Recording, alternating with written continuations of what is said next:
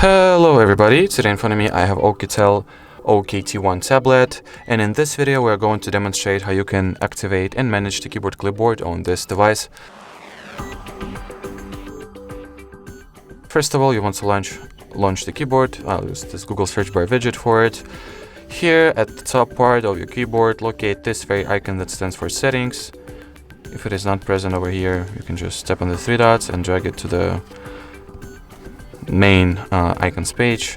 So activate the clipboard by turning on this very switch. From now on, if you want to manage remove any of its elements, just tap on the pencil, tap on the elements that you would like to remove, and then click on the trash bin. If you want to add anything to the clipboard, simply type that you want to add to the clipboard, select, copy, and once we get back to the clipboard, we'll clearly see that the car element has been successfully added to it.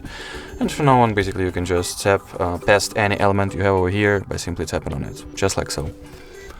Alright, so that was it for this video. Thank you so much for watching, and bye-bye.